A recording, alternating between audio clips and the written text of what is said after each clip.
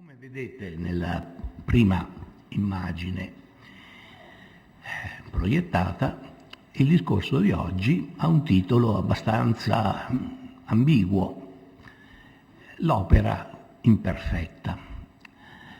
Con l'argomento che tratterò, cioè con il significato che alla fine tenterò di dare a questa formula del titolo, si conclude un certo disegno che essenzialmente mirava non tanto a fornire notizie sulla letteratura, perché sarebbe quasi offensivo che io pretendessi di fornire a voi informazioni che voi non solo possedete benissimo, ma di cui siete in certo modo anche i gestori nei confronti della scuola. Non notizie dunque, ma in senso più ampio, da un punto di vista più alto, una riflessione su ciò che è la letteratura, su ciò che è la peculiarità della letteratura, sulla natura intrinseca di questo fenomeno, di cui noi facciamo la storia, di cui noi facciamo la critica, ma senza domandarci, almeno nella scuola, qual è la natura di questo oggetto di cui noi facciamo la storia o facciamo la critica. Naturalmente non possiamo fare un discorso di poetica o di retorica generale, non possiamo dare una definizione organica della letteratura, però ciascuno dei due docenti nel suo ambito e secondo le sue competenze ha cercato di individuare dei punti, diciamo così, critici da cui può partire anche una riflessione autonoma per allargare la visuale come contributo personale di ciascuno di voi, in modo che quando si insegna letteratura, si propone di interpretare un testo, si fa la storia della letteratura, si sappia di che cosa si fa la storia, che cosa si interpreta, che cosa si insegna. La volta scorsa, come ricordate, abbiamo preso quasi come cavia da laboratorio, in certo modo, la metafora, cioè una delle figure più suggestive, proprio perché nella metafora in qualche modo si realizza quella specificità, quella particolarità irripetibile in altri ambiti che è appunto la possibilità per la letteratura di esprimersi attraverso metafore. Il titolo di oggi, come ho detto, è in certo modo ambiguo, perché quando si parla di opera imperfetta si è tentati di dare all'aggettivo il significato più ovvio, cioè un'opera che ha dei difetti, un'opera che non è ben riuscita, un'opera mancante di qualcosa, cioè un'opera in fondo da accantonare, da giudicare severamente perché non consegue quella perfezione di bellezza, di suggestività, di prestigio che noi generalmente chiediamo alle opere d'arte figurativa o letteraria. Dico subito che il significato che io do all'aggettivo è un altro. Non è un giudizio relativo appunto alla eccellenza o non eccellenza di un'opera, ma il fatto talmente evidente che spesso viene dimenticato che un'opera può avere un suo valore, un suo significato anche quando non è perfetta nel senso etimologico del predicato, cioè quando non è compiuta, quando non ha la fine, non ha il principio. Ora, molto spesso questa condizione per un'opera letteraria è dovuta a fattori del tutto casuali ed esterni. Molti di voi insegnano anche una letteratura classica, greca o latina, sanno che molte opere antiche sono affette da acefalia, cioè ci manca il principio, oppure sono interrotte. Alcune di queste imperfezioni, nel senso che abbiamo appena definito, sono generalmente piante con particolare dolore, nel caso poniamo di Tito Livio, ad esempio, ecco, di cui tutti lamentano il fatto che di un'opera così immensa sopravviva poi di fatto una parte minoritaria, ma opere latine o greche di cui non si è conservato il principio o la fine sono molto numerose. Questo fenomeno particolare, che attiene al modo in cui il testo è stato tradito, come dicono i filologi, cioè tramandato fino a noi qui non ci occupiamo. Sappiamo anche come può essere avvenuto. Di solito manca o il principio o la fine, perché in un manoscritto sono le parti più esposte a deteriorarsi, a essere rovinate dall'umidità, dai topi, da quello che può essere accaduto. Ecco, ma questo, come ho detto, non significa nulla, è una catastrofe, in alcuni casi, però una catastrofe che non può essere che così accettata con dolore, con rammarico, ma senza altra ulteriore riflessione. Tuttavia dobbiamo considerare, ed è quello che qui faremo, opere che sono imperfette per loro statutaria condizione. E vedremo perché può essere utile questa attenzione, che riguarda un fenomeno non più casuale, come quelli di cui abbiamo parlato prima, ma che risponde a una certa idea dell'opera, a una certa intenzione dell'autore, o anche a un certo modo in cui si è reagito a quella che poteva essere una circostanza casuale, facendo di quella interruzione lo spunto per un ulteriore sviluppo di un qualche fenomeno letterario importante. Più volte in queste 3 conversazioni, anzi non sono ancora 3, sono 2 e una piccola parte, è stato evocato un testo di Aristotele.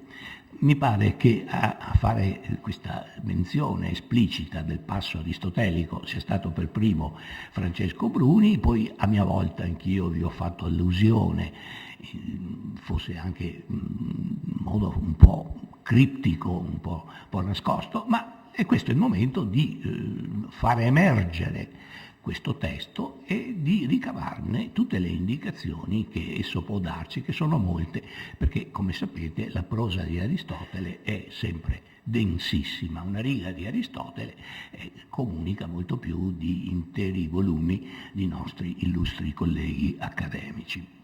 Questo è un tratto della poetica che possiamo leggere insieme.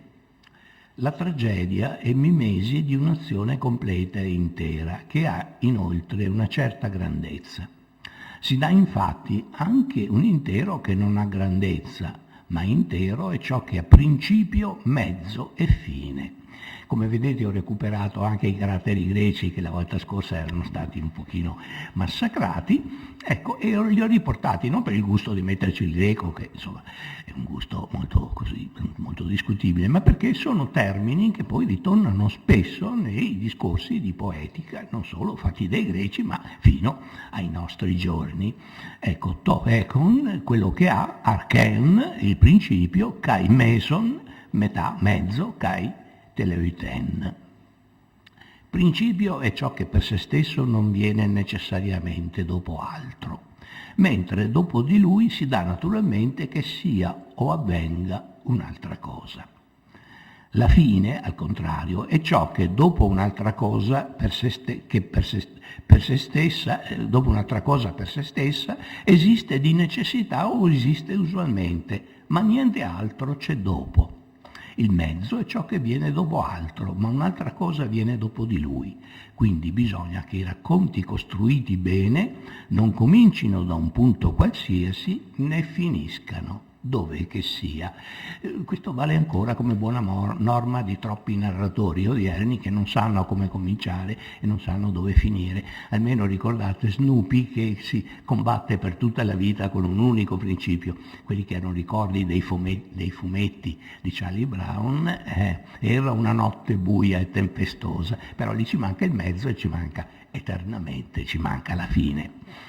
Quanto all'arte narrativa e poesia in versi, anzitutto è chiaro che deve comporre i racconti come sono nelle tragedie. Già Bruni, presentando questo testo di Aristotele, ha fatto rilevare che Aristotele lo fa nella parte della poetica che riguarda la tragedia, però si preoccupa già di stabilire che il discorso ha carattere generale, anche se poi, come sapete, la poetica è una delle tante opere imperfette così casualmente, dove non c'è purtroppo la parte, cioè non è giunta fino a noi la parte che doveva trattare di altri generi oltre la tragedia. Dunque, quanto all'arte narrativa e poesia in versi, anzitutto è chiaro che deve comporre i racconti come sono nelle tragedie, drammatici e in un'unica azione, che sia intera e completa ed abbia inizio e mezzo e fine, di modo che procuri piacere che le è proprio come un essere vivente intero. E quindi le composizioni non devono essere simili ai racconti storici. Qui ho dovuto tagliare la citazione perché il testo di Aristotele prosegue con osservazioni assai importanti, perché vi è una differenza tra un romanzo e un racconto storico. In effetti il racconto storico non può avere, probabilmente non può avere un principio, può avere un mezzo, ma gli eventi storici continuano indefinitamente. Nel momento in cui io scrivo la storia nel frattempo va oltre, quindi un vero fine non può averla mai. Nel Medioevo soprattutto si tentò di rimediare ad alcune di queste condizioni della storia, per esempio costruendo delle grandi cronologie che partono dalla creazione del mondo, quindi lì non c'è dubbio, quello è un principio. Rimane sempre l'interrogativo circa la fine del racconto storico. Poi Aristotele dice bravi quegli storici che riescono a ritagliare un argomento, per esempio la guerra del Peloponneso, in modo tale che il loro racconto, in questo caso la guerra del Peloponneso, abbia realmente principio, mezzo e fine. Un discorso che andrebbe appunto ampliato e circostanziato, che ci tocca anche da vicino, ma molti di voi insegnano storia anche, credo, ma lo faremo nel prossimo ciclo, se ci sarà. Noterete anche una cosa molto interessante in questo discorso che sembra così piuttosto lapalissiano, piuttosto ovvio, circa il principio, il mezzo e il fine. Aristotele definisce principio, mezzo e fine, ciascuno di questi elementi in funzione degli altri.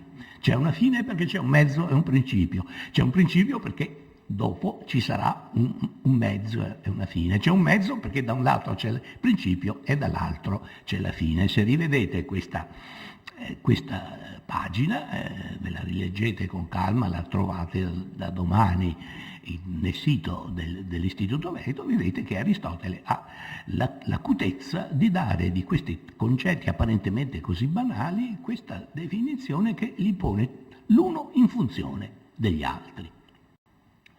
Una interpretazione molto corriva di questo passo ci porta a mantenere come primaria, come necessaria addirittura, la sequenza in un racconto principio, mezzo, fine. Secondo logica avviene così, in un corpo, lui avete visto, fa l'analogia col corpo vivente, c'è la testa, il petto, i piedi, e questo è un ordine che, perché sia riconosciuto un corpo umano, deve essere comunque mantenuto e osservato.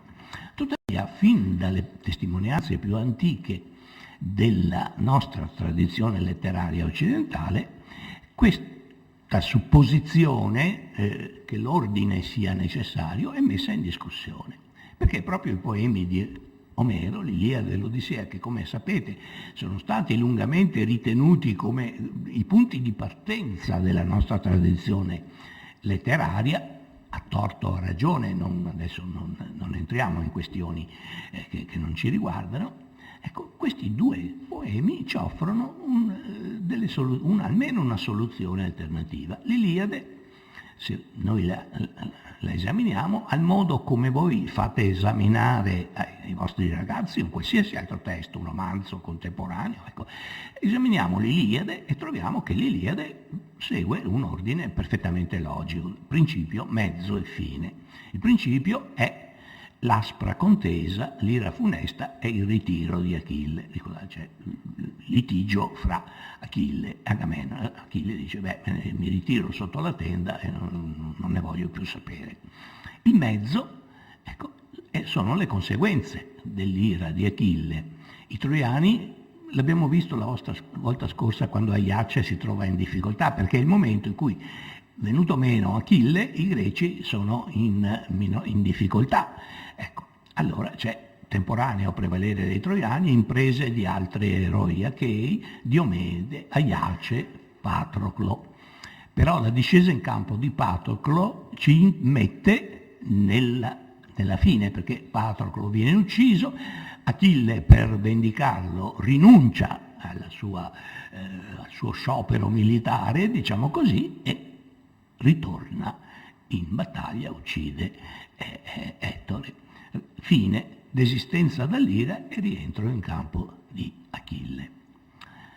Se però passiamo all'Odissea e chiediamo, per esempio, a un allievo di compiere la stessa analisi sull'Odissea, siamo costretti a disporre i tre elementi in un ordine che non è quello più ovvio. L'Odissea comincia dal mezzo della vicenda. Quando comincia l'Odissea sono successe già molte cose a Ulisse. Si comincia intanto dal vedere che cosa succede a Itaca durante un'assenza così lunga del re di Ulisse. I proci si sono installati nella reggia, fanno il comodo loro, spadroneggiano. Telemaco addirittura parte per raccogliere notizie sul padre, di cui da molti anni, da 2 decenni, non si sente dire nulla. Ecco, Ulisse intanto, ormai solo, lascia Calipso ed è sbattuto da una tempesta sull'isola dei Feaci. Questo è il mezzo, perché una volta sull'isola dei Feaci, Ulisse racconta quello che gli è avvenuto dalla caduta di Troia fino al momento in cui lo ritrovano naufrago sulla spiaggia dell'isola Scheria. E questo è il principio della storia. E cioè lui dice, io sono partito, ho avuto questo, io sono nato Polifemo, le strigoni, ricordate bene, non ho bisogno di dirvi queste cose. Quindi il principio viene dopo il mezzo e la fine. I Feaci lo riportano a Itaca e abbiamo la fine, ritorno a Itaca e vendetta. Ora, come ho detto, mezzo, principio e fine ci sono tutti, perché Aristotele aveva visto molto bene, però non è detto che rispetto al corso reale o presunto reale degli eventi la letteratura ne dia conto nell'ordine in cui gli eventi si sono realizzati. È chiaro che nel corso reale degli eventi l'ordine è sempre principio, mezzo e fine. Vi sono dei testi che vi si adeguano, vedi Iliade, in cui per così dire il passo del narratore segue più o meno il passo con cui gli eventi si vanno manifestando. Altre opere letterarie invece danno al narratore una autonomia maggiore. Gli eventi necessariamente devono seguire il corso lungo l'asse del tempo, per esempio.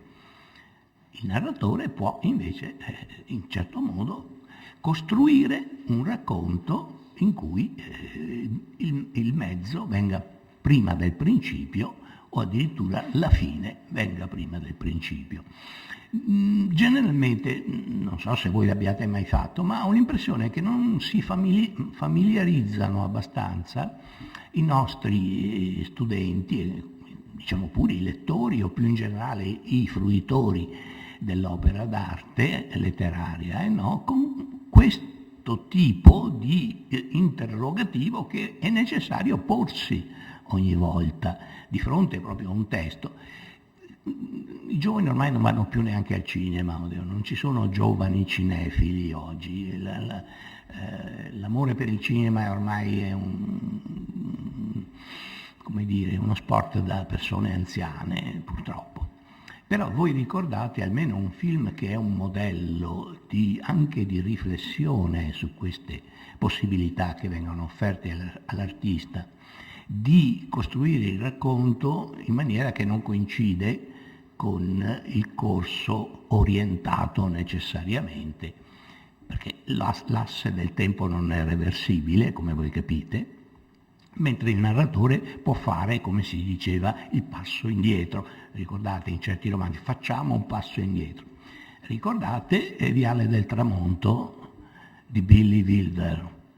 Non so quanti di voi l'abbiano visto. Il film comincia con il protagonista che galleggia, morto, annegato, non annegato, morto, ucciso a colpi di pistola, con la faccia in giù sulla superficie di una piscina. Lo si vede così, appunto prono, e poi sentiamo la voce del morto. Il morto ci racconta quello che è accaduto e si riporta al principio. E il film si chiude circolarmente, cioè il film finisce con la scena del suo omicidio, del modo in cui è ucciso da quell'attrice folle, no, che lo ospitava. Ecco, questo gli eventi, se volessimo pensarli come eventi reali, hanno seguito, certo, la morte è per definizione l'atto finale, la fine. Però qui intelligentemente sia gli sceneggiatori sia il regista hanno sì accettato il fatto che la morte sia la conclusione della vicenda, perché alla fine della vicenda il personaggio viene ucciso, però il narratore ha fatto qualcosa di diverso. Il narratore ha messo la fine in principio. Ecco. Molte opere si prestano a queste operazioni, persino I Promessi Sposi, che di solito viene considerato un po' il modello del romanzo tipo, del romanzo per così dire classico, nel senso del romanzo che rispetta le regole. Ecco, di fatto poi, se voi leggete I Promessi Sposi, vi accorgete che siete costretti a una continua ginnastica lungo l'asse del tempo, prima, dopo, passo indietro, passo avanti. Ecco. E tutto partendo da questa apparentemente banale osservazione di Aristotele, che però ci immette a appunto una considerazione molto importante circa la differenza che c'è fra gli eventi e il racconto degli eventi. Gli eventi, come ho detto, sono legati essenzialmente, come ho detto, al vettore o all'asse del tempo, che per definizione è irreversibile. Però molti racconti di ampio respiro sono anche racconti di viaggio. Ora, anche i racconti di viaggio, se si tratta di viaggi orientati verso una meta, hanno un itinerario in cui la successione delle tappe è oggettiva, deve essere quella. Non è pensabile che uno per andare da Roma a Firenze parta da Roma, poi ritorni a Napoli, poi ecco. Capite questo? Quindi ci sono i due assi fondamentali che dal loro incrociarsi individuano l'evento, l'asse del tempo e l'asse dello spazio, nella realtà sono intoccabili. Nella narrazione, nella poesia, invece, la prerogativa del poeta o del narratore o del regista cinematografico, dello sceneggiatore, del regista cinematografico, è quello di accettare come presupposto la irreversibilità degli assi tempo e spazio nella realtà degli eventi, ma poi di approfittare di quella peculiare libertà che gli dà la letteratura per muoversi rispetto a questi assi in maniera che non mira alla ricostruzione oggettiva della sequenza dei fatti, ma mira al modo in cui si possono ordinare quei fatti nel modo più efficace. A volte può essere molto efficace cominciare dalla fine, cioè mettere lo spettatore di fronte così a questo cadavere che galleggia, catturarne l'attenzione e tenerla catturata finché soltanto alla fine del film saprà come mai era lì che galleggiava nella piscina. Ma un altro ordine di considerazioni a cui ci spinge questa riflessione su quelle poche righe di Aristotele riguarda proprio l'apparente irrefragabilità, l'apparente necessità di questa definizione dell'opera in quanto perfetta se ha principio, mezzo e fine. Ora, un'esigenza che noi sentiamo spesso, che il lettore comune, che lo spettatore comune sente, è di essere rassicurato circa la perentorietà della fine. Ora, molto spesso, soprattutto nel cinema, nel teatro, ma a volte anche in letteratura, si abusa un po' di quei cosiddetti finali aperti, cioè finali non solo, che lasciano la situazione indefinita. Un tipico segnale di questo finale aperto è stato, per qualche anno, ora è passato di moda anche nel cinema, è il blocco immagine, il film che si ferma l'immagine, resta lì così. Ecco. Ma ci sono vari modi per degustare quella che pare una squisitezza, cioè il finale indefinito, il finale aperto, ma insomma muore o non muore, ma insomma si sposano o non si sposano. Queste sono le domande che generalmente lo spettatore medio fa uscendo dal cinema, no? Le avrete fatte anche voi, ma anche in certi testi letterari attuali avviene questo. Ora, in realtà per molto tempo vi è stata nella narrativa di ogni genere, letteraria, ma anche nel cinema, una certa propensione invece per il finale chiuso. Per il finale che fosse chiuso in maniera definitiva, che non si potesse andare oltre, che fosse una fine davvero. Il modo migliore è far morire il protagonista. Però badate che non è una soluzione che in letteratura conta. Per esempio, uno dei più grandi cicli medievali, il ciclo carolingio, ha una fine ben definita. Orlando muore, Roncisvalle, però tutto lo sviluppo del ciclo non tiene conto, se non in parte, se non per esempio nel Morgante, nella Chanson de Roland, nel Morgante e il Pucci, non tiene conto del fatto che Orlando muore, Roncisvalle. Prima della morte c'è un sacco di cose che possono essere fatte fare a Orlando, inventando magari. Ecco, qui far morire il personaggio. Ci provò un caso tipico, Conan Doyle si era stufato di dover scrivere con scadenze regolari, perché pubblicava su una rivista, le avventure di Sherlock Holmes, diceva, non ne poteva più, dice beh, lo faccio morire nel modo più definitivo, lo fa precipitare da un precipizio in una cascata, quindi o si sfracella o annega, insomma sicuramente, se non che poi è stato costretto a farlo risuscitare perché la gente voleva le avventure di Sherlock Holmes. Ecco, quindi non è che la morte del protagonista metta al sicuro l'autore e anche in certo modo i lettori da questa esigenza di compiutezza, dal fatto che il lettore vuole, se c'è una fine, vuole che sia certa, vuole che risponda alle sue domande. Ecco, qui ho preso un esempio molto caratteristico di un autore che forse l'avrete già capito e mi è molto caro,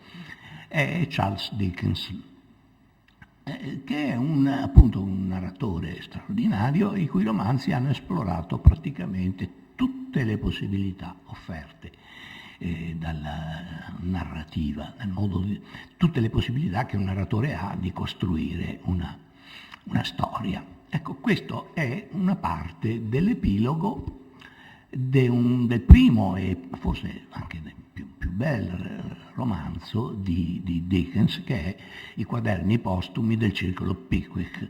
Questo signor Pickwick ha fondato un circolo in origine doveva essere un club sportivo, e per fare onore alla natura sportiva di questo circolo affronta varie avventure in viaggi che si rivelano per lo più catastrofici, finisce in prigione, insomma gliene capitano di tutti i colori. Ecco, però a un certo punto il romanzo deve pur finire e il narratore affronta il problema della fine, come finisce, cioè il problema della terza istanza aristotelica, se ricordate bene, che rimane lì, rimane come rumore di fondo in tutti i discorsi sulla narrativa. È perché effettivamente è un momento difficile, soprattutto è difficile rendere quel momento definitivo. Ci sarà sempre un'istanza di qualcuno che ne vuole sapere di più. E allora lui scrive queste pagine, questo è soltanto un frammento, tutto dura 3 pagine fitte questo discorso. Ecco, leggiamolo anche qui insieme con qualche osservazione. Congediamoci dal nostro vecchio amico in uno di quei momenti di pura felicità. Il romanzo finisce, tutti i personaggi si trovano riuniti a un banchetto. È un modo come un altro. Ricordate Manzoni che ha quella bellissima immagine che gli animaletti che si disperdono, bisogna correre dietro ai personaggi, raccoglierli, no? È una bellissima immagine. Lì Manzoni coglie, lo dice in maniera apparentemente così semplice, umoristica, ma dice una profonda e per l'autore angosciante verità, cioè tenere le fila di tutti i personaggi. Conservare il dominio in ogni momento sui movimenti di tutti i personaggi. Ecco, Dickens alla fine del romanzo sceglie questa opzione, immagina che vi sia la cerimonia di chiusura del club in cui si tiene un banchetto e tutti i personaggi intervengono a questo banchetto, sono allegramente riuniti intorno a un tavolo. Congediamoci dal nostro vecchio amico, cioè Mr. Pickwick, ma vedete, a un certo punto c'è questo rapporto particolare che si stabilisce tra autore e personaggio, magari rapporto non previsto mentre l'autore scrive le poche righe dell'inizio, ma poi alla fine l'autore si affeziona. Pensate, oggi non si legge più, nessuno legge più il Don Chisciotte, ma comincia facendosi beffe di Don Chisciotte e poi diventa un personaggio commovente. Cioè questo proprio è uno degli aspetti più grandiosi di quest'opera di Cervantes, è proprio vedere come l'autore si innamora via via del suo personaggio, gli cambia la fisionomia, da personaggio ridicolo ne fa una specie di santo e muore come un santo. Ecco. Ma questo è anche da tener conto nelle analisi che noi proponiamo ai nostri allievi delle opere, delle grandi opere letterarie. Se sono i romanzetti del premio Campiello, chiaro, insomma, si può pretendere anche di dire, dite quante volte è ripetuta la parola casa nel romanzo.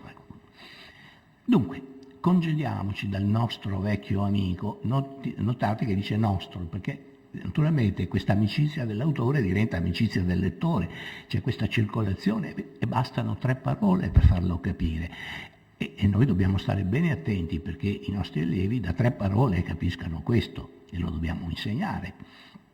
Concediamoci dal nostro vecchio amico in uno di quei momenti di pura felicità che, se sappiamo cercarli, vengono sempre a rallegrare la nostra passeggera esistenza. Vi sono scure ombre sulla terra, ma le luci appaiono più vivide per il contrasto. Taluni, come i pipistrelli o le civette, le civette hanno migliori occhi per le tenebre che per la luce. Noi, che non abbiamo tale virtù visiva, preferiamo prender commiato dai nostri compagni immaginari di tante ore solitarie, quando il poco sole del mondo li illumina in pieno. Vedete, c'è questo senso, il commiato, cioè la fine insiste su questo tema anche nelle parole che non ho riportato, ecco, perché c'è la fine aristotelica. Dopo non c'è niente, ed è un momento, è quasi come se morissero, anche se è un momento di felicità, è definitivo, perché in un certo senso ogni fine di romanzo, anche se finisce che si sposano, che diventano felici, che fanno un sacco di figli, però è come se fossero morti in realtà. È destino di molti che vanno tra la gente, anche prima di oltrepassare il limite della prima età, farsi molti veri amici e perderli poi, rapiti dal corso della natura. È destino di tutti gli scrittori e narratori di crearsi immaginari amici e perderli poi nel corso dell'arte. Né il loro dolore si riduce a questo, perché si pretende da loro che ne rendano inoltre conto preciso. Ecco, il lettore vuole saperne di più, ma cosa è successo dopo? Vabbè, il romanzo è finito, ma questi che hanno fatto? Dove sono andati? In conformità di questa usanza indiscutibilmente cattiva. Dickens era molto attento ai gusti del pubblico. Tutti i suoi romanzi sono stati pubblicati in prima edizione a dispense, in riviste o in dispense.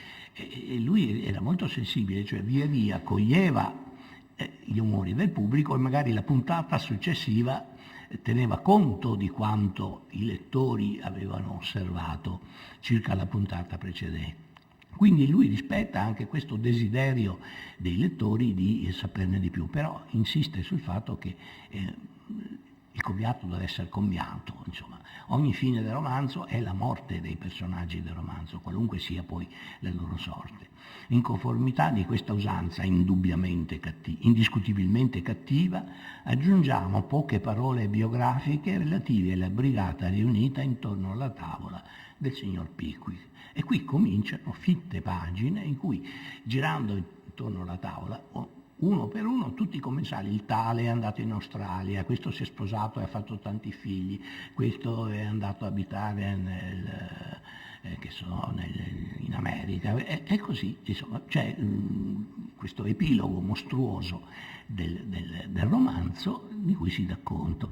Ma Dickens, nel far questo, perché così vogliono i lettori, ci avverte che l'opera non può essere, in questo senso, indefinita. È cattiva, è indiscutibilmente cattiva questa pretesa di prolungare l'opera oltre il limite del congedo dai personaggi che appunto l'autore, con dolore, come vedete, però sapendone anche la necessità, sta facendo. Ecco, questo è un caso molto tipico, con come vedete c'è anche un sottofondo polemico, cioè non solo c'è il racconto qui, ma c'è anche proprio la discussione col lettore circa il significato che questa parte del racconto ha, cioè il significato che deve avere questa fine, questa teleute aristotelica. Ma tuttavia dobbiamo prendere atto che non sempre avviene così, non sempre. Cioè, mentre Dickens, ma anche Manzoni, voi sapete, l'ultima pagina dei Promessi Sposi è una pagina molto discussa. Per alcuni aspetti molti sono delusi dall'epilogo dei Promessi Sposi. Per esempio, da quello che sarebbe il sugo di tutta la storia, che cioè non basta non andare a cercare i guai, perché i guai comunque ti vengono loro a cercare, tutti dicono: ma insomma valeva la pena di spendere tante pagine per ricavarne questa morale, e c'è stata una discussione profonda. A me personalmente dà più fastidio quella parte in cui si dice che Renzo e Lucia hanno avuto molti figli e che Agnese li vezzeggia, li sbaciucchia, eccetera. Insomma, mi pare che non ce n'era nessuna necessità. I figli di Renzo e Lucia non c'entrano con i Promessi Sposi. Ecco, ma vedete, c'è questa tendenza che si potrebbe studiare, si potrebbe proporre anche come una specie di tema di ricerca, questa tendenza a aggiungere dei margini alla storia. Quando io ero studente di ginnasio, una delle principali funzioni della quinta ginnasio, non so se sia ancora così, lo scopo fondamentale della quinta ginnasio era quello di rendere odiosi i Promessi Sposi. Non so se si avvenga anche ora così, ma ai miei tempi avveniva. Ma andava per la maggiore un saggio, mi pare di un certo Bindoni, se non ricordo male, che aveva questo titolo: Un uomo che non c'è nei Promessi Sposi, un saggio in cui si almanaccava sul padre di Lucia e marito di Agnese. Ora credo che sia giustamente scomparso dalle bibliografie manzoniane, ma voi capite tutta l'assurdità di una ricerca di questo tipo, andare ad almanaccare sul padre De Lucia. Non c'è perché scusate, Manzoni non ce l'ha messo, basta, che volete. Ecco, allora, come vedete, gli stessi narratori sono consapevoli dei pericoli di questa espansione indebita oltre la fine aristotelica, ecco, che in certo modo intacca il carattere decisivo della teleutè aristotelica, e polemizzano, scrivono anche pagine esplicite in proposito. Tuttavia non manca anche nella letteratura un fenomeno di segno opposto, cioè una certa tendenza a istituzionalizzare l'incompiutezza, a fare dell'incompiutezza in un certo senso una sorta di caratteristica, una certa di lineamento significativo dell'opera. Ecco, uno dei casi più celebri da cui potremmo prendere le mosse è quello che riguarda il romanzo della Rosa, il Roman de la Rose, ecco, che è un immenso poema di decine di migliaia di versi, me l'avevo anche segnato, devo averlo da qualche parte, ma insomma sono 21.781 versi, circa 22.000 versi. Ecco, non ha molta importanza, insomma. Spero che non siate di quelli che bocciano i ragazzi perché non sanno quanti versi ci sono. Ecco, questo è un caso molto tipico in cui c'è una prima parte decisamente minoritaria, poco più di 4.000 versi su quasi 22.000, che sono di un autore, Guillaume Delory, il quale a un certo punto smette di parlare, ammutolisce. Qui non c'è l'intervento di una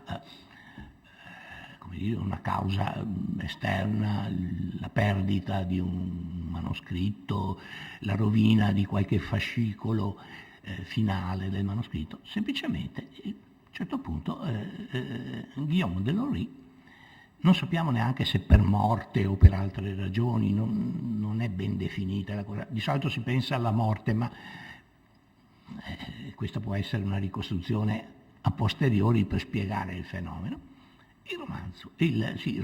Un romanzo allegorico resta interrotto su quelle parole.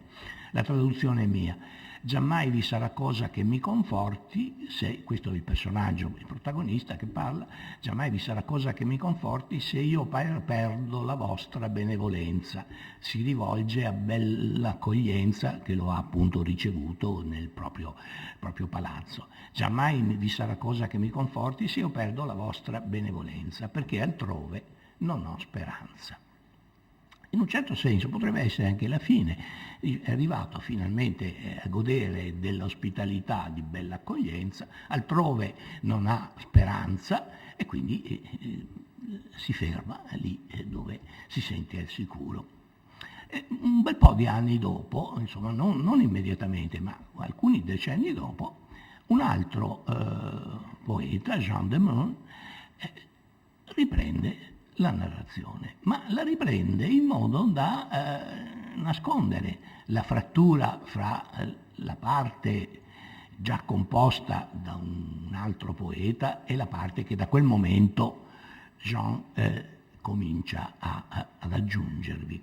Ho segnato lì con quelle freccette rosse, così ho messo in evidenza come la sutura sia abilissima, cioè sia come tipo quei rammendi invisibili che si facevano una volta, ero per rimediare agli strappi, no?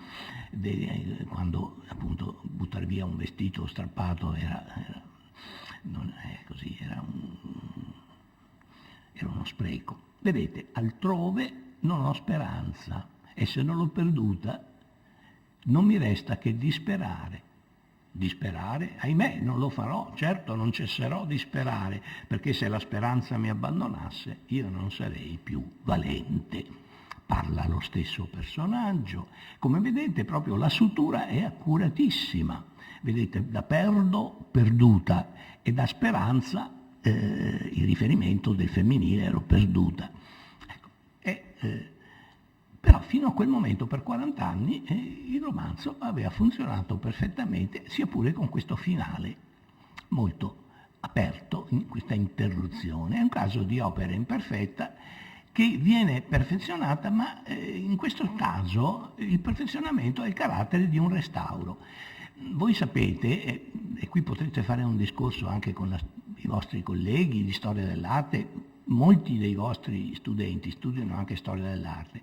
Quando si cominciarono a recuperare le opere di scultura dell'antichità, questo tra il tardo 300, ma poi nel 400, nel 500 soprattutto, naturalmente queste opere apparivano mutilate, senza braccia, senza naso, senza gambe.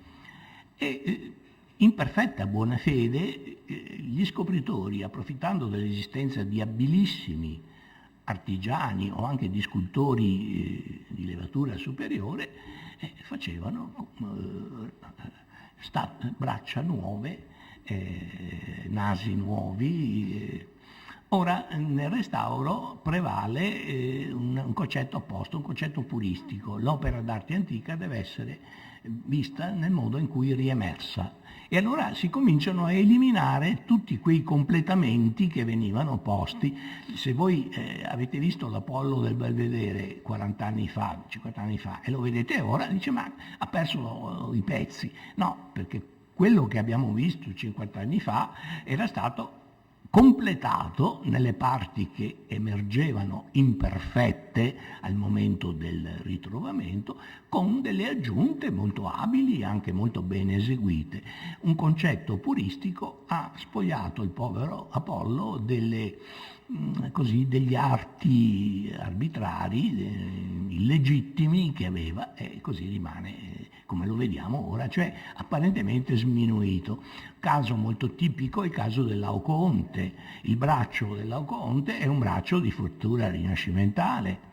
Ecco, adesso però non si riesce più a smontarlo bene perché tutta l'opera sarebbe ormai devastata da questo restauro puristico. Però normalmente non si accettava l'imperfezione e il restauro consisteva proprio nel colmare queste mancanze. La stessa cosa è avvenuta anche con i testi letterari. Quando gli umanisti scoprivano dei testi antichi e questi testi presentavano dei vuoti, delle mutilazioni, spesso non avevano scrupolo di colmare quelle lacune con interpolazioni di loro fattura. Ecco, fu fatto in maniera macroscopica, per esempio, per il Satiricon di Petronio. Ecco, per molte altre opere è stato fatto questo. Ecco, questo tipo di intervento, per quanto riguarda il Roman de la Rose, potremmo idealmente avvicinarlo a quei restauri invasivi di cui abbiamo parlato. Però certo oggi sarebbe assurdo che facciamo della parte scritta da Jean de Meun, la eliminiamo come abbiamo eliminato le braccia rinascimentali di tante statue antiche. Ormai teniamoci il Roman de la Rose così com'è e non ci perde. Però noi abbiamo nella nostra letteratura un caso, diciamo, vistosissimo di opera imperfetta, notissima a tutti. È l'Orlando innamorato di Matteo Maria Boiardo, che recentemente ha cambiato nome, cioè in edizioni più scrupolose, ora porta il titolo Innamoramento de Orlando, ma insomma rimane sempre quello, ecco, il poema, uno splendido poema di Boiardo. Ora, tutti lo sanno, quindi sono cose a voi notissime, quasi mi vergogno di venire qui a parlarvene, ma per una certa ragione mi è parso utile rileggere questa famosa ottava che conclude il poema imperfetto. Mentre che io canto, o Dio Redentore, vedo la Italia tutta a ferro e a fuoco. Per questi galli che con gran valore vengon per disertar non so che loco. So, cioè so, è una forma ipercorretta, che loco. Però vi lascio in questo vano amore di fior de spina ardente a poco. Un'altra fiata, se me fia concesso, racconterovvi il tutto per espresso. Si dice, lui voleva continuare, ma essendo conte di Scandiano, essendo cortigiano del duca di Ferrara, in occasione della calata in Italia nel 1494 dei francesi di Carlo VIII, dovette assolvere i propri compiti di castellano, poi morì e il proposito di continuare il poema rimase così ineseguito. Questo è quello che tuttora credo si trova in tutte le storie letterarie, in tutti i ragguagli circa il boiardo. Però se uno riflette, questa spiegazione non si regge. Se avesse avuto voglia di continuare, perché avrebbe composto questa stanza che è chiaramente di congedo, dove la promessa di raccontare un'altra volta, se mi fia concesso, racconterovvi il tutto per espresso, dove sembra una promessa, in realtà il significato è tutto l'opposto. Finisce qui. Capite? Se voi siete costretti a lasciare in tronco un testo perché ci sono cose più importanti da fare, non vi fermate lì a scrivere una paginetta di congedo, non vi fermate ad avvertire il lettore che siete costretti a interrompere. Pensate che una volta fatta quella cosa per cui vi allontanate, tornerete lì e riprenderete la parola, la frase, là dove l'avete lasciata. E cosa ci dice quest'ottava? Quest'ottava ci dice che il boiardo accetta scientemente per il proprio poema lo statuto della imperfezione, della incompiutezza. È questo statuto uno statuto non nuovo alla cultura medievale. Cioè esiste in alternativa alla volontà di arrestarsi definitivamente sulla aristotelica teleute, esiste anche l'ipotesi di un'opera che si arresta avendo come suo connotato non occasionale, non contingente, ma sostanziale la incompiutezza. Questo carattere, che andrebbe studiato a fondo, emerge quando si considerano nel loro insieme i poemi cavallereschi composti in Italia tra il tardo 400 e il primo 600. Praticamente sono tutti incompiuti, e incompiuti non per incidenti vari, perdita di fogli, smarrimento di manoscritti, ma per precisa volontà dell'autore. Un autore di poemi cavallereschi, per esempio Danese Cattaneo, compone un poema su Marfisa, ci torneremo fra poco, e lo pubblica, e ne pubblica 13 canti, così 13 canti iniziali, lo lascia lì tronco, ma il numero è molto alto. La bibliografia dei poemi cavallereschi, quasi tutti di scarso valore intendiamoci, ma comunque assai fortunati in questo periodo che vi ho indicato, è molto ampia. Si riempie un grosso volume con i soli titoli dei poemi cavallereschi pubblicati allora. Quasi tutti risultano incompleti. Per ora non ci possiamo soffermare a indagare ulteriormente sulle ragioni di questa incompiutezza, di questa sistematica violazione del criterio aristotelico della teleute. Torniamo al boiardo. Cioè, veramente non al boiardo che si è congedato da noi e ci ha avvertito che nonostante quella cortese promessa che ha messo alla fine, in realtà noi non ci rivedremo più, ecco, come di fatto è avvenuto. Io sono perfettamente convinto che se fosse vissuto molto a lungo dopo il 1494 non avrebbe più continuato la composizione dell'innamoramento di Orlando, per moltissime ragioni che però qui non è il caso di esporre. Sappiamo anche che di fatto, come insomma, è ormai dominio pubblico, una continuazione, una ripresa della narrazione più o meno là dove l'aveva lasciata il Boiardo, la dobbiamo all'Ariosto. Anche qui sono cose su cui non occorre insistere. Però ecco, ci troviamo di fronte a un caso che è molto diverso da quello che abbiamo visto nel caso di Jean de Meun, il quale, come abbiamo visto, cerca di nascondere la sutura e in certo modo agisce come quei bravi scultori che facevano delle braccia talmente perfette che per secoli sono state ritenute autentiche, senza domandarsi come mai un braccio proteso potesse essere rimasto intatto dopo che la statua era crollata. Ecco, però erano talmente belli, il braccio dell'Apollo del Belvedere, eccetera.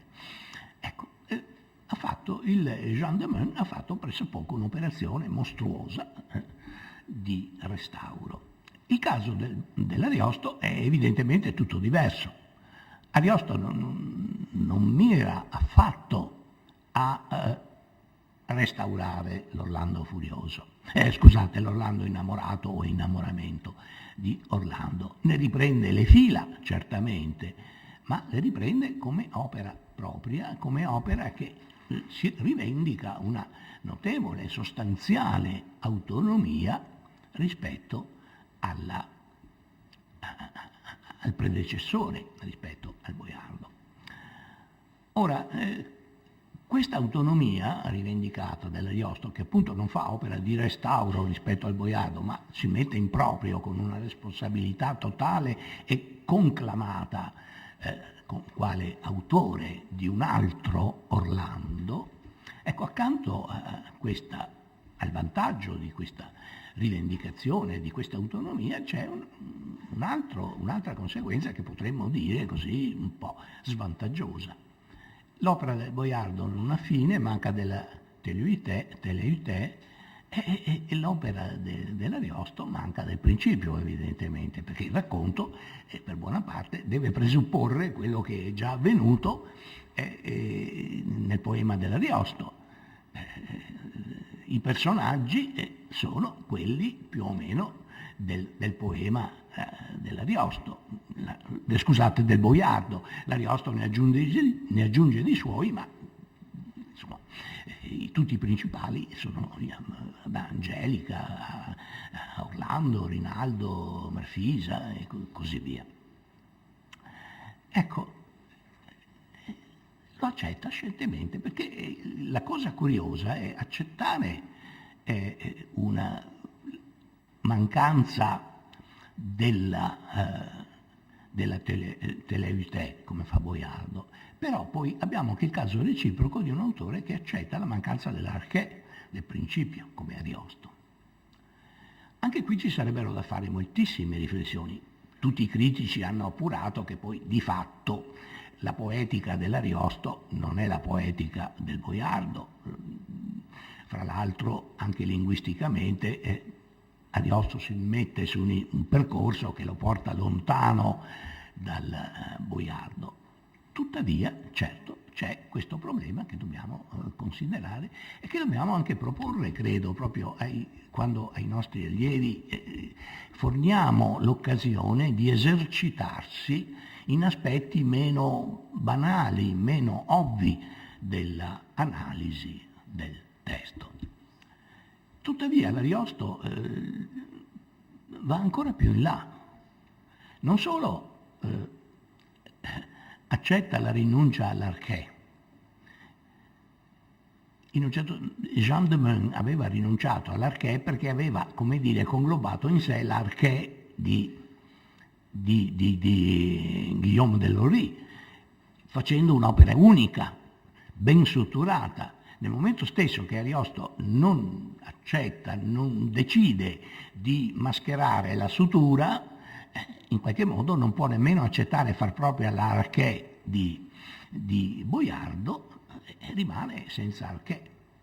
Però lui fa una riflessione ulteriore, proprio fa una riflessione approfondita su questo aspetto, perché questo aspetto non era incidentale, caratterizzava un'alternativa alla definizione aristotelica. E un altro esempio notissimo lo abbiamo nel caso di quella che è la protagonista, in un certo senso, dell'intero ciclo Orlando innamorato, Orlando furioso, e cioè Angelica, che è protagonista nel senso che è il movente, il motore di gran parte delle vicende che avvengono nei due poemi, compresa in particolare la pazzia di Orlando, come tutti sanno.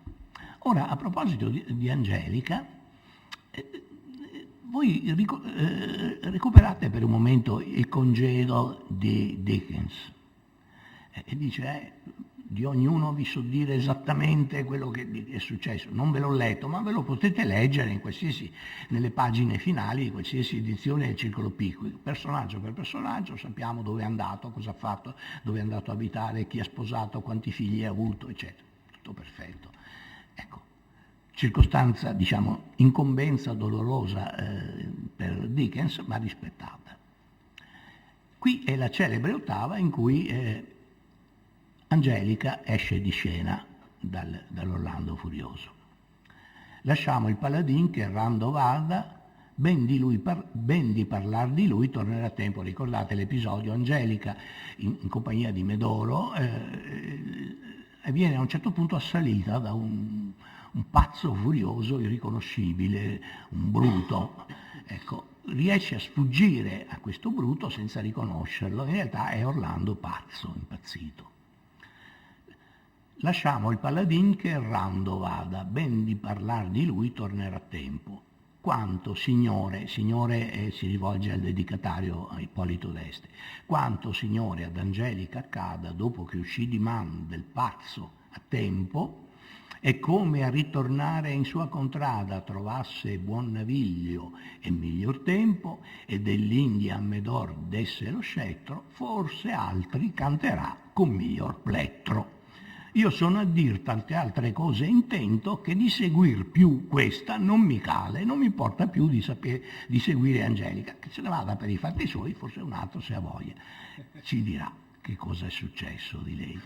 Questa formula, forse altri canterà con miglior plettro, è diventata quasi proverbiale, tant'è che uno studioso tedesco, alcuni anni fa, un certo Ulrich Leo, ha scritto un saggio su tutti coloro che hanno ripreso il plettro, che hanno ripreso a cantare le imprese di Angelica, raccogliendo l'invito di Ariosto, ed è intitolato questo libro, curioso, interessante, Angelica e i migliori plettri.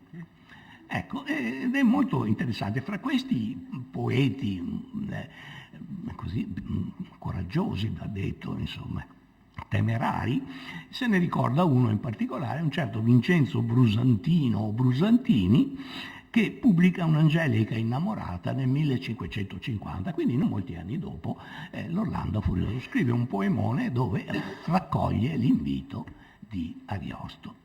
Ora, vedete che qui l'Ariosto non soltanto ha scientemente infranto una delle istanze, la Teleute, l'Arché di Boiardo e di Aristotele in primo luogo, ma infrange anche la Teleute, almeno per quanto riguarda questo personaggio che è il personaggio fondamentale. Senza di lei non ci sarebbe né la storia dell'Orlando innamorato né la storia dell'Orlando furioso. Fra l'altro Orlando è diventato pazzo per lei, quindi è veramente il movente, il motore della vicenda. Proprio rinuncia alla Teleute, forse altri canterà con miglior plettro. Ora, non si tratta di una bizzarria così, una specie di facezia, se vogliamo, dell'Ariosto. Questo atteggiamento dell'Ariosto trovò rispondenza, perché non era considerato per se stesso così arbitrario o anche rinunciatario in certo modo da parte dell'artista lasciare così la fine ad libitum, disinteressarsi di un personaggio importante, facendosi quasi beffe del lettore. Vedete, quest'ottava ha dei caratteri poi beffardi che sono anche di tipo formale. Vedete la rima tempo, tempo, tempo ripetuta così, insomma, è un'ottava particolare, insomma, si potrebbe spendere qualche ora a commentarla in tutti gli aspetti. Ma torniamo a noi. Questo passo è significativo del fatto che l'Ariosto in un certo modo definisce quella che viene percepita sia dai contemporanei sia dalla generazione immediatamente seguente come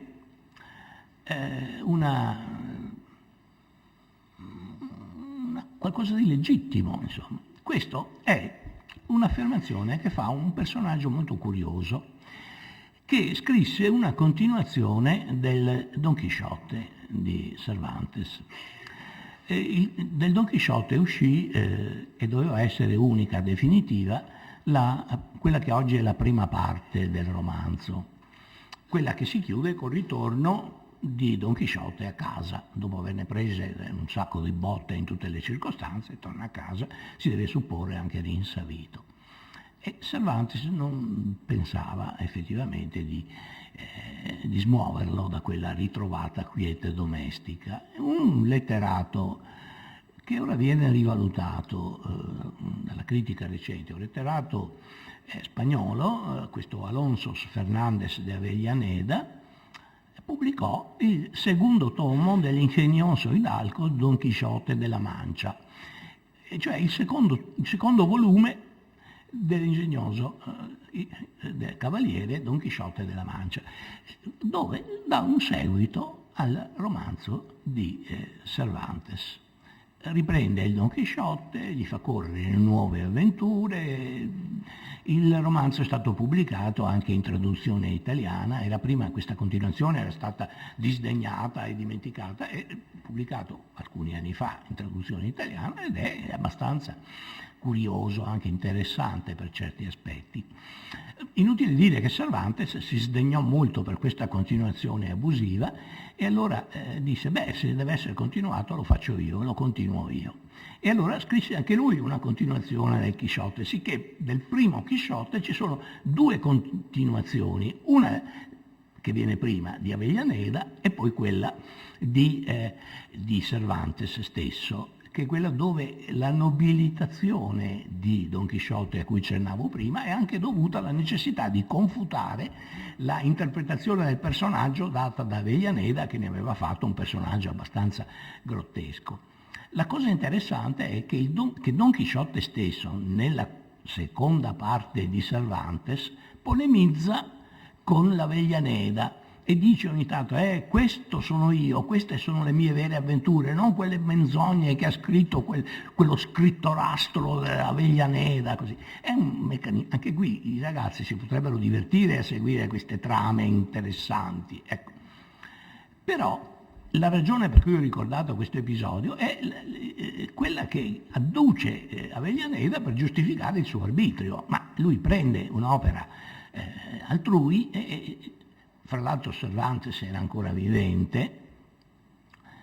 Avellaneda era per molti aspetti volgare, la prefazione che lui scrive a propria apologia è molto lunga e fra le altre cose si fa beffe di Cervantes perché era monco di una mano. Cervantes aveva perduto una mano alla battaglia di Lepanto, era una mutilazione gloriosa, però questo Avellaneda si fa beffe anche di questo, insomma, una persona sgradevole nell'insieme. Però mette le mani avanti e cosa scrive? Questo è un frammento della prefazione. Nessuno si spaventi se viene alla luce con differenti autori questa seconda parte del Don Chisciotte, perché non è nuovo che una storia sia continuata da differenti persone. Quanti hanno parlato degli amori e delle disavventure di Angelica? Cioè, quanti hanno raccolto l'invito stesso di Ariosto? È stato Ariosto, l'autore, a legittimare con il suo appello ai migliori plettri la continuazione, cioè ad accettare per sé la mancanza di Teleuite e legittimando invece un'opera che necessariamente manca di Arché, perché è continuazione di un'opera precedente. Quanti hanno ripreso il personaggio di Angelica. Diventa addirittura, come vedete, una istituzione da addurre a giustificazione, da addurre come precedente che assume il carattere, come le sentenze della Cassazione, diventa legge, capite? È molto interessante questo.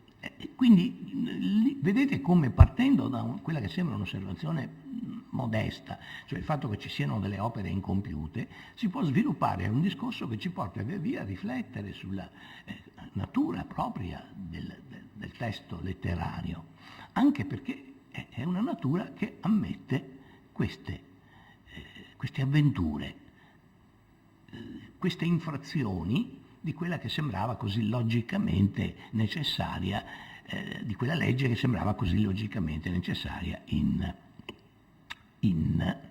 Aristotele. A titolo di conclusione, che meriterebbe invece un ciclo a parte, vi ho proposto queste curiose, sembrano vetrini di microscopio volutamente. Molti di noi, molti di voi, oltre alla letteratura italiana, insegnano, come abbiamo accennato prima, una letteratura classica o latino o greco. Qualcuno insegna anche una letteratura, penso, moderna. Ora, spiegherò questo schema dicendo sostanzialmente questo, che come abbiamo considerato l'opera imperfetta, dobbiamo riflettere sul fatto che anche tutte le letterature di cui noi studiamo la storia sono nel loro insieme, cioè considerate come insiemi, sono opere imperfette. Lo sono però in maniera completamente diversa. Se noi dovessimo schematizzare, tradurre in un'immagine la letteratura greca o la letteratura latina, così come la troviamo presentata in una normale storia della letteratura greca o della letteratura latina, vediamo innanzitutto un insieme fermamente definito, con dei limiti ben segnati.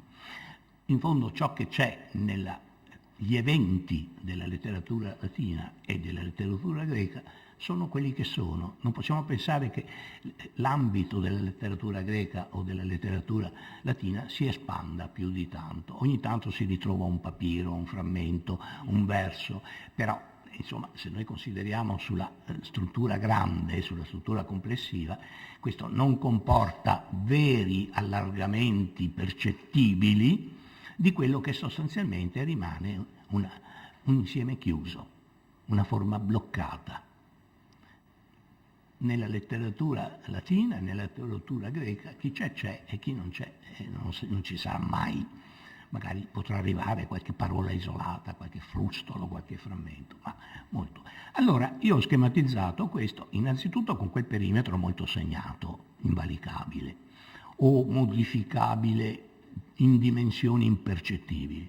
Poi c'è una grande zona grigia, di cui non sappiamo nulla, e in questa zona grigia ci sono i fenomeni che sono arrivati fino a noi, qualche volta incompleti.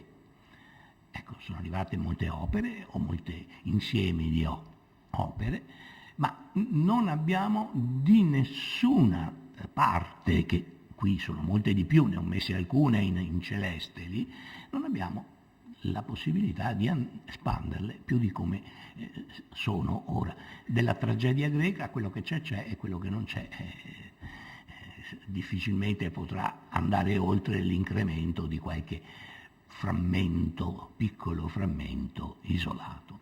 Quindi nel caso delle letterature classiche, latina e greca in particolare, si tratta di, come dire, di grandi opere imperfette o insiemi di opere imperfette, però imperfette in questo senso. La loro imperfezione è un dato oggettivo, uno stato di cui noi dobbiamo prendere atto senza possibilità di modificarlo sostanzialmente. Ecco, l'imperfezione è questa zona grigia. Questa invece è una schematizzazione della letteratura italiana. La letteratura italiana, vedete, non ha bordi perché è in espansione continua. Questo può piacere o no, è vero, soprattutto l'espansione moderna, però avviene anche un'espansione a ritroso. Ecco, per esempio, la vexata questione delle origini. che appunto di solito si vede come origini della lingua italiana, l'indovinello veronese, però se parliamo delle origini generali della cultura, della letteratura, ci troviamo in un terreno vago, in cui non sappiamo chi finisce e chi comincia. Ecco. Quindi il perimetro deve essere per forza indefinito, perché si espande. Mentre io parlo sta già uscendo quello che potrebbe essere il capolavoro, e non lo sappiamo, non lo credo, ma insomma non mettiamo limiti alla provvidenza.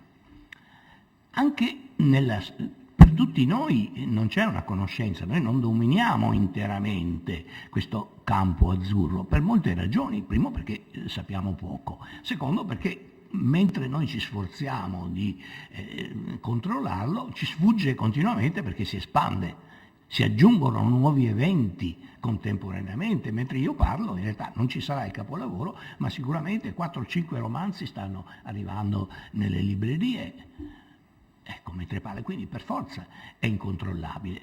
E allora vedete, qui io ho segnato anche qui degli spazi che indicano quello che noi sappiamo, distinguono tra ciò che sappiamo, gli spazi più chiari, e quello che non sappiamo, ma qui la distinzione non è oggettiva, è soggettiva.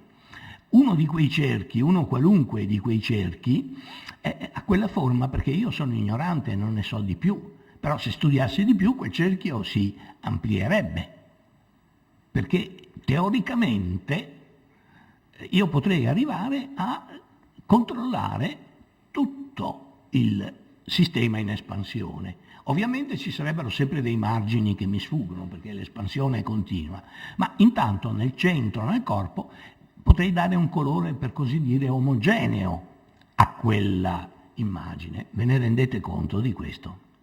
Ecco, quindi in realtà un docente che insegna letteratura latina e letteratura italiana si trova di fronte a situazioni apparentemente analoghe. Insegna la storia della letteratura latina dicendo c'è Accio, poi Cuvio, poi c'è Lucilio, poi non so, c'è Brunetto Latini, c'è Cenne della chitarra, c'è Dante. Ecco. Ma non è la stessa cosa, sono cose totalmente diverse. Gli oggetti di cui noi ci occupiamo, in quel caso, sono oggetti incommensurabili fra loro. Sono ambedue opere imperfette, ma in un senso completamente diverso. La letteratura latina o greca è imperfetta perché le manca qualcosa che non potremo mai recuperare. La letteratura italiana è imperfetta perché cresce più rapidamente della nostra possibilità di controllarla tutta. E poi ci sono i limiti appunto delle nostre specializzazioni, delle nostre competenze.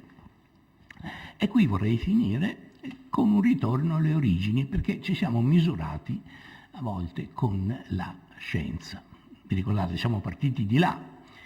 Perché l'abbiamo fatto? Per far vedere che ci occupiamo di scienza? No, sarebbe assurdo. Non bisogna mai varcare i limiti delle proprie modestissime competenze, ma perché nella scuola, anche lì, spesso ci si dimentica che quando si fa lezione di italiano, noi facciamo lezione a dei giovani che poi andranno a lezione di fisica, andranno a lezione di chimica, studieranno la trigonometria, studieranno che so, la geografia, tutte le materie. Dobbiamo tener conto di questo, cioè tener conto che noi, uno dei nostri doveri di fronte ai giovani è di sensibilizzarli circa la dialettica che vi è e l'integrazione possibilmente, cioè anche quel momento della sintesi che è fondamentale nella dialettica, ecco, tra queste varie discipline che di fatto interagiscono, anche se appaiono confinate in ore diverse, in metodi diversi.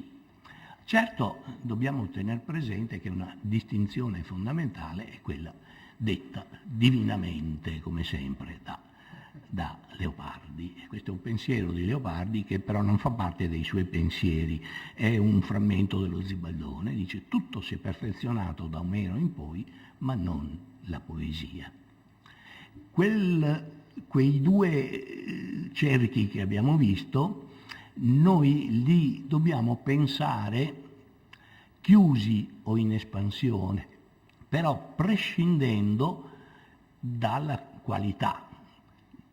L'insieme chiuso non è una chiusura di valori, l'insieme in espansione non è una crescita di valori secondo una linea di progresso, Ecco, teniamo conto di questo. E a questo scopo vi propongo finalmente l'ultimo schema, che è il cammino della scienza, per capire cosa non facciamo noi, cioè cosa fanno altri. Questo è il cammino della scienza, è una frase ottocentesca che esprimeva quella fiducia nelle magnifiche sorti e progressive, fra l'altro della scienza e più in generale delle conoscenze umane, quella fiducia che molti nutrivano e di cui Leopardi, il verso Le magnifiche sorti e progressive, è un verso di un certo Terenzio Mamiani di cui poi Leopardi si fa beffe. Ora, vedete che io non potrei rappresentare il cammino della scienza in quel modo in cui ho rappresentato gli insiemi della letteratura. Faccio questo. Allora, che cos'è il cammino della scienza? La scienza attuale è quella freccia azzurra, è più avanti, però dietro di sé ha altre frecce, una freccia rossa e una freccia gialla. Il fatto che siano frecce indica che il percorso della scienza è lineare, in questo senso. Ma il lineare in che senso? Proviamo a attribuire a ciascuna di quelle frecce un nome, riferendolo a uno dei momenti della scienza, della nostra scienza occidentale. La freccia gialla potrebbe essere, ecco, giustissimo. Qui è perfetto, noi siamo in sintonia, è perfetta, non gliel'avevo detto prima, indovinato. Quella freccia gialla potrebbe essere appunto il sistema tolemaico, supponiamo, il sistema aristotelico tolemaico. La freccia rossa è il sistema copernicano, galileiano, newtoniano. La freccia azzurra è la cosmologia attuale. Allora, vedete cos'è successo? La freccia gialla è rimasta indietro. È rimasta indietro, serve più. Cioè serve chi vuol fare la storia della scienza, che uno può concepire anche come una storia sugli errori popolari degli antichi, come in effetti fece Leopardi. Rimane indietro.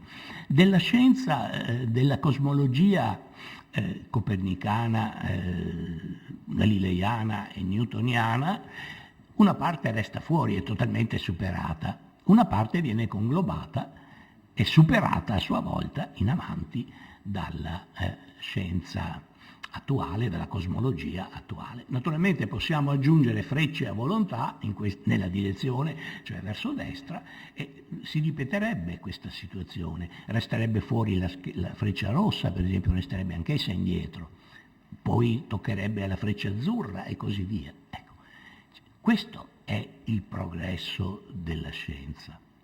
Provate a pensare, mettete nella freccia gialla Omero, mettete nella freccia rossa Dante, mettete nella freccia azzurra Tasso e vedete che non funziona, è una stupidaggine, è una follia.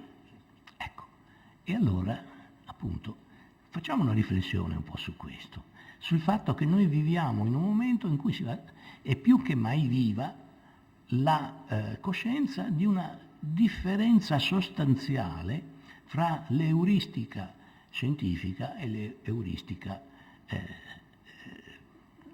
umanistica, diciamo. Se volete anche l'epistemologia scientifica e l'epistemologia umanistica, però parliamo dell'euristica, cioè dei metodi della ricerca, dell'analisi. Ecco, dobbiamo prendere atto di questo. Ma nel momento stesso in cui prendiamo atto della differenza, e questo è importante. Anche rispetto a grandi spiriti, Dante non aveva questa coscienza, non si rendeva conto che vi era un passo diverso tra la cosmologia e la poesia, per esempio. Era un sapere totalmente integrato, fuso, non dialettico in questo senso.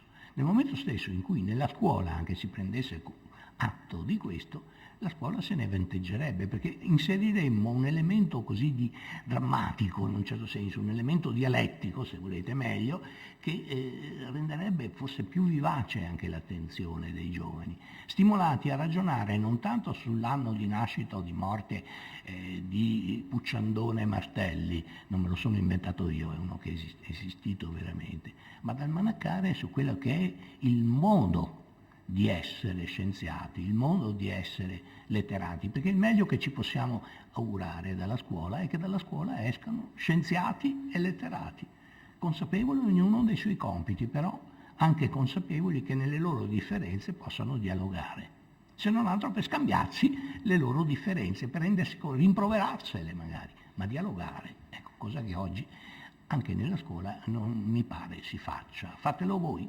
ecco, sarà una bella cosa. Grazie.